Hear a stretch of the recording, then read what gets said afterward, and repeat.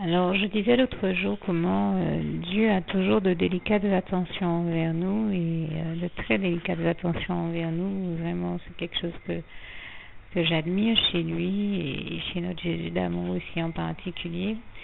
Et avec le Saint-Esprit aussi, hein, qui fait tellement attention à nous, à nos cœurs, à faire en sorte de nous annoncer les choses avec le plus de délicatesse possible. Je lui rends vraiment grâce et gloire pour ça. Je l'ai déjà vu le faire avec beaucoup de finesse et de délicatesse. Et je lui en rends grâce et gloire vraiment. Et aussi, ce que j'aimerais faire ressortir, c'est que quand il arrive qu'entre nous, les enfants de Dieu, il y ait des désaccords, et nous savons de qui ils proviennent toujours, eh bien Dieu a une multitude de moyens de nous amener à rester dans son amour et à retourner à la réconciliation. Et j'en veux pour preuve qu'un frère m'avait dit une fois, je crois que j'avais partagé ça avec vous comme témoignage, comment un frère m'avait dit, alors que le diable avait essayé de nous séparer et de nous fâcher, qu'il était tombé de très haut parce que le Seigneur Jésus était allé jusqu'à écrire enfin vous avez déjà vu sur les bandes passantes, sur les radios,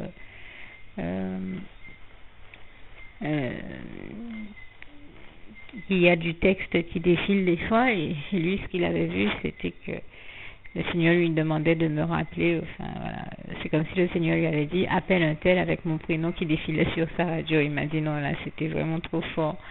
Il fallait que je t'appelle parce que ça, il fallait le voir pour le croire. Et comme je lui ai dit, je ne l'ai pas vu, mais je le crois, puisque je crois profondément à la toute-puissance de Dieu. J'ai trouvé ça vraiment très, très beau et extraordinaire. Et je rends grâce et gloire à Dieu qui, à une autre occasion, lui avait fait passer un gros camion devant lui avec dessiné sur sa bâche 2 mains l'une dans l'autre et écrit en dessous quelque chose du genre il faut faire la paix pour qu'il me rappelle et que nous fassions la paix. Ça c'était vraiment très très beau de la part du Seigneur Jésus. Il m'a dit mais tu te rends pas compte de comment Jésus t'aime au point de faire passer un camion devant moi avec 2 mains l'une dans l'autre et écrit dessus il faut faire la paix. Ce que le frère sait peut-être moins, c'est que moi aussi, de mon côté, le Seigneur Jésus me parlait de lui et en fait, il a un nom très romanesque, presque romantique et je ne dis pas ça parce que je me sens en amour avec lui, je ne suis pas en amour avec lui du tout, c'est mon frère en Christ et rien d'autre, je mets les choses à leur place, mais c'est vrai qu'il a un nom empreint de quelque chose de romanesque et même qui est en rapport avec un lieu de l'histoire de France en fait. Vous savez, à l'époque des châteaux et on va dire à l'époque romantique des choses. Et le Seigneur a profité une fois du fait qu'une sœur écrivait des choses, je pense, elle parlait de certains lieux historiques de France.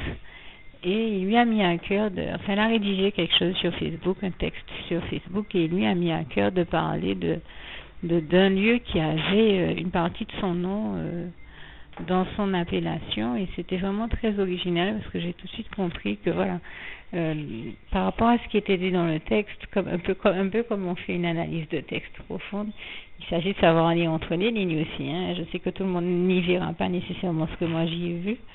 Mais j'ai très bien compris que le Seigneur aussi de son côté était en train de me parler de lui en même temps qu'il lui parlait de moi pour nous réconcilier. Je dis vraiment toute la gloire en revient à Dieu, à Jésus, à son Saint-Esprit. Et dans l'histoire de ce texte, mais alors c'était le texte qu'elle a rédigé racontait littéralement la vie du frère. Donc j'ai en plus en parlant de ce lieu historique de France qui est en rapport avec son nom de famille. Alors vraiment là j'ai trouvé ça trop fort. Comment Jésus fait des choses merveilleuses.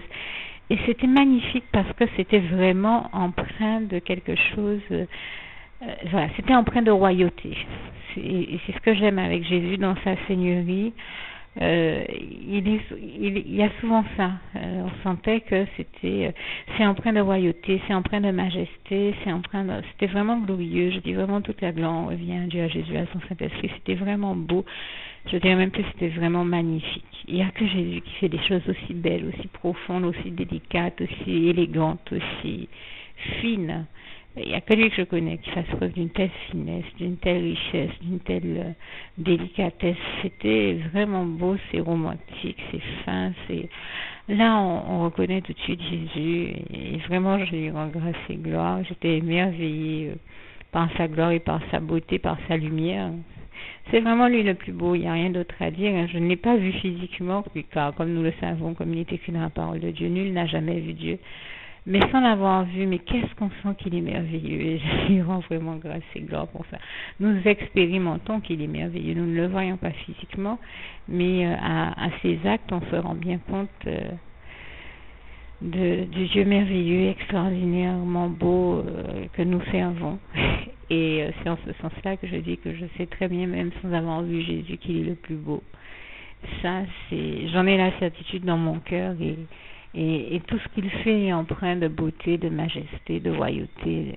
Et c'est ce que j'ai voulu dire, c'est vraiment, vraiment merveilleux, vraiment, vraiment glorieux, là encore, et toute la gloire lui en revient.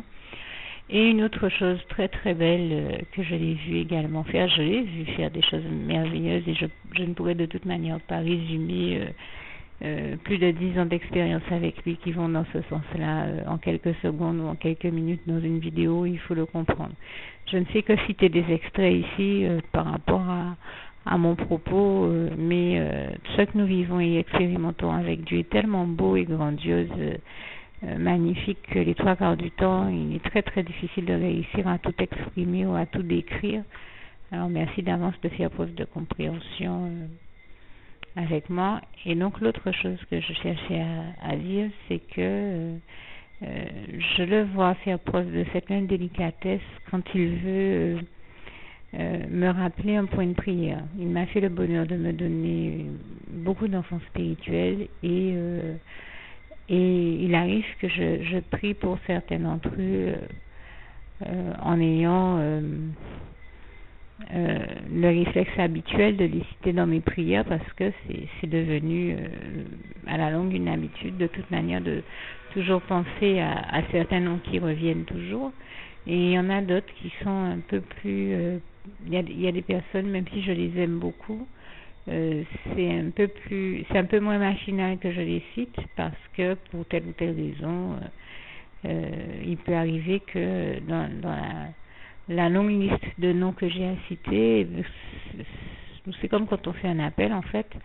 Ça arrive à l'école, même en faisant l'appel, et même tous les jours, mais il arrive que les professeurs oublient certains noms. C'est aussi simple que ça. Même si on aime profondément les personnes pour qui nous prions, mais il se trouve qu'il arrive que, sans faire exprès, nous fassions des oublis, d'autant que c'est une chose qu'il faut toujours retenir, c'est que là où l'être humain n'est pas parfait, et c'est valable pour tout être humain, aucun de nous n'est parfait, je ne suis pas parfaite, aucun de nous n'est parfait, chez tout être humain, il y a à la fois des défauts et des qualités. Dieu seul est parfait, nous le savons, donc comme je ne suis pas parfaite et que je ne suis qu'un être humain, ben moi aussi, j'ai une mémoire qui peut me faire défaut, il peut m'arriver d'oublier des choses ou des personnes ou des noms de personnes, même si je les aime profondément, mais il arrive que j'en oublie quelques-uns. Et ce que j'aime particulièrement avec le Seigneur, c'est que j'aime tellement de choses avec lui, il est tellement merveilleux, j'aime tellement de choses chez lui, mais il a une manière de me rappeler de prier pour telle ou telle personne qui est super originale. Bon, il m'est arrivé d'en décrire une, ce serait un peu long de rappeler cet épisode-là, mais j'en ai vécu une très belle aussi il n'y a pas très longtemps. Je recherchais quelque chose sur Facebook et je suis tombée sur un panneau où carrément c'était écrit prier pour un tel et un tel, un tel et un tel, et c'était un couple en fait parmi mes enfants spirituels qui sont mariés maintenant depuis des années. Et aujourd'hui, ils m'ont fait un petit coucou au téléphone, et c'est ce qui me fait... Et donc, je témoignais de ça à ma fille spirituelle, et c'est ce qui me fait en parler ici. Je lui ai dit, j'ai trouvé très beau la manière dont le Seigneur m'a rappelé à un moment de prier pour vous deux, parce que je m'attendais pas du tout à ça. Je sais plus ce que je faisais sur Facebook, et puis je vois écrit dans un document prier pour un tel et un tel. Bien sûr, je rends grâce et gloire à Dieu. les personnes qui étaient mentionnées, c'est les prénoms qui étaient mentionnés, pas les noms de famille, puisqu'il ne s'agissait pas ici des mêmes personnes. Il ne s'agissait pas de personnes qui avaient le même nombre de familles, simplement le même prénom. Mais c'était vraiment beau et là encore, j'y ai vu toute la finesse et la délicatesse du Seigneur et je tenais simplement à lui rendre grâce et gloire. Je crois que c'est un témoignage qui peut peut-être encourager ou aider ceux qui n'ont pas encore vécu ou découvert à quel point notre Jésus d'amour est merveilleux, comment il est d'une grande délicatesse et je tenais à en témoigner. Merci Seigneur, je t'aime et nous t'aimons, nous tous tes enfants.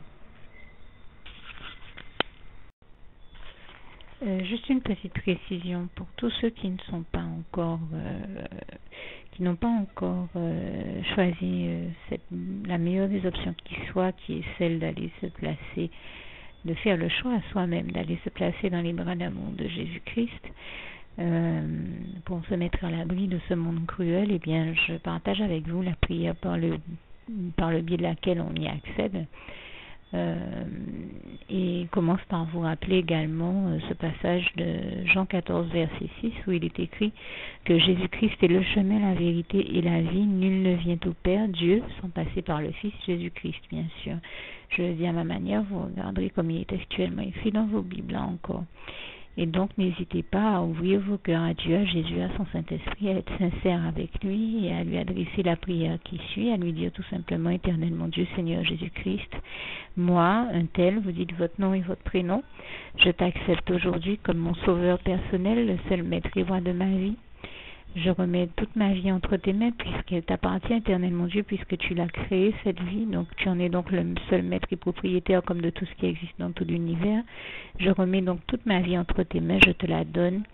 Merci, Éternel mon Dieu, aussi de permettre que cette vie que tu m'as donnée continue à être à ta gloire et que je continue à te servir, à t'appartenir pour l'éternité, d'éternité en éternité. Merci aussi, Seigneur, de faire que je continue donc à te servir et à t'appartenir pour l'éternité, d'éternité en éternité. Et aussi, Seigneur, de m'accorder la grâce de ton pardon et de ta miséricorde pour tous les péchés que j'ai commis tout au long de ma vie, jusqu'à la date d'aujourd'hui incluse. Et c'est au nom puissant du Seigneur Jésus-Christ que j'ai fait cette prière. Et à vous tous qui avez fait cette prière, je vous dis que Dieu vous bénisse abondamment, puissamment, richement, et surtout n'hésitez pas à la partager avec tous vos proches et contacts, amis, membres de vos familles, collègues, bien-aimés, tous ceux que vous aimez, et surtout tous ceux à qui Dieu vous mettra à cœur, avec qui Dieu vous mettra à cœur de la partager. Et comme j'aime à le dire, si vous n'avez pas encore pris le temps de faire cette prière, comprenez bien que voilà, ça ne vous coûte rien de la faire, c'est gratuit, c'est indolore, et que voilà, vous n'êtes pas obligé de me croire, mais moi il m'est arrivé tout comme vous de devoir faire cette prière un jour dans ma vie et quand on m'a proposé de la faire, je me suis dit, et si c'était vrai, et si c'était vraiment Dieu qui, par ce biais-là, m'appelait à lui et me demandait de lui donner ma vie, de l'accepter, c'était Jésus qui était en train de vraiment me tendre la main et qui était en train de me demander de l'accepter comme mon sauveur personnel, je ne pourrais pas passer à côté de l'occasion de lui dire oui, parce qu'il faut aussi que je reste ouvert ou ouverte à ce que Dieu peut avoir à me dire. Il faut que je garde mon cœur et mon intellect ouvert à ce que Dieu peut avoir à me dire. Donc je me suis dit, je ne peux pas courir le risque de passer à côté de mon éternité, de passer à côté des meilleures choses de la vie, surtout si le maître et créateur de la vie m'appelle et cherche à me sauver. Pour être sauvé, il faut bien que je lui dise oui, que je souhaite qu'il me sauve. Oui, Seigneur Jésus-Christ, je t'accepte comme mon sauveur personnel. Et c'est le sens de cette prière. Et comme je dis, elle ne nous coûte rien à faire. Et puis surtout, moi je vous dis, du jour où je l'ai faite, j'ai vu Jésus changer ma vie en mieux sur tous les plans. Et donc je crois que ça ne vous coûte rien, ça ne vous coûte rien vous non plus de la faire et puis d'expérimenter, de regarder comment les choses vont se dérouler dans votre vie, de regarder Jésus changer votre vie en mieux, à vous aussi. Et voilà, d'en faire l'expérience. Et pour en faire l'expérience, il faut commencer par faire cette prière. Donc si vous ne l'avez pas encore dite, réembobinez tout simplement cette vidéo ou ce document si vous préférez. Réécoutez-le et dites avec moi la prière que vous m'avez entendu mentionner. Et n'oubliez surtout jamais que tout est possible à celui qui croit en Dieu, en Jésus-Christ et en son Saint-Esprit, comme il est écrit en Marc 9, verset 23, et que tout est possible à Dieu, comme il est écrit en Marc 10, verset 27. Que Dieu vous bénisse donc et à bientôt.